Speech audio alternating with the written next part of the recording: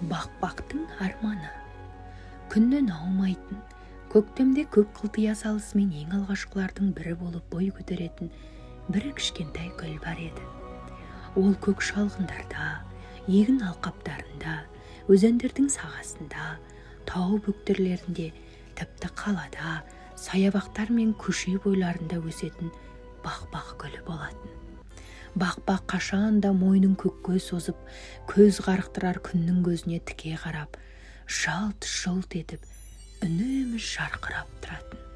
Бір күні бақбақ гүл, қандай биік көк, қандай еркін бұлттар, шіркін, мен де бір күні аспанға ұшсам ғой, деп көкке көз салды да қиялға берілді.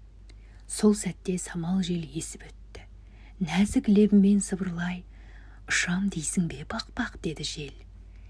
Сен гүлсің, гүлдер аспанға ұшпайды, деді гүлдер арасындағы қоңырау гүл ақырын ғана. Бақбақ сәл жымиып, бірақ менің жүрегім үнемі күнге ұмтылып тұрады. Арманым аспанға жақындау, бәлкім мүмкін емес шығар. Бірақ неге армандамасқа, деді даусы дірілдей толқып. Мұны естіген жол-жөлкен шыдай алмай, қойшы бақбақ, сен тамырыңмен жерге байланған гүлсің, ұшу дегенің күлкілі, деді, өктемдеуімен жақтырмағанын жасырмай. Жауқасында қарап тұрмай салғырт үнмен, біреу таптап кетпей тұрғанда армандап қал, деп күңк етті. Сарғалдақ, ғашықтар келіп теріп алып, тәж жасай салады. Сонымен бұл пәнидегі ғұмырың тәмам, деді күрсініп. Бақбақ еш қайсысына да ренжімей, бәріне күлімдей қарады да ақырын ғана: мейлі, ешкім сенбесе де, мен өз арманыма сенем. Армансыз гүл, жай ғана шөп қой, деді күбірлей. Бақбақ күн өткен сайын құлпырап, көк жүзін нұрға малындырған күнге ұқсаған қалпы шайқала берді. Бір күні оның алтын түсті күлтелері үлпілдек ұлпаға айналды. Айналасындағы гүлдер осынша нәзік әрі сұлу, ең бастысы өзіне сенімді бір беткей гүлге қызыға да, қызғана да қарасты. Бұл не?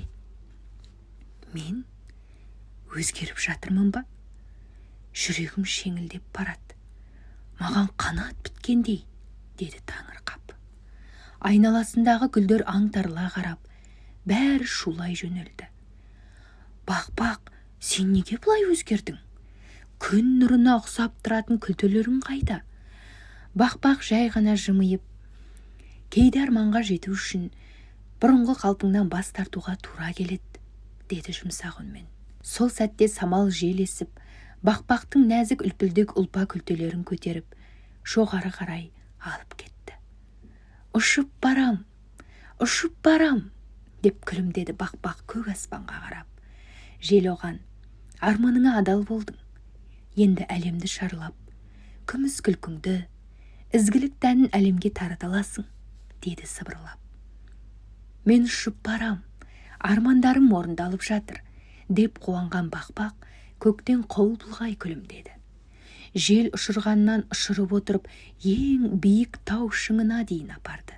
Бүкіл әлемді алақандағыдай көрген бақбақтың қуаныштан жаны жадырай, тұқымдарын шалғай шалғындарға, өзен аңғарларына, көл қолтықтарына, орман ортасына шашып жіберді.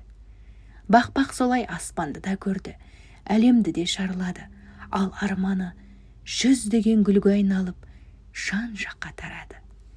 Бақбақты көрген жұрттың көңілі көтеріліп сала береді.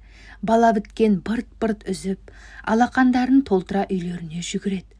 Ал жас қыздар мен жігіттер тәж жасап, бір-біріне сыйлап, сезім сырларын шертіседі. Үлкендер болса, бақбаққа қарап, арманшыл бала кездерін еске алып, гүлдерді аялай түседі.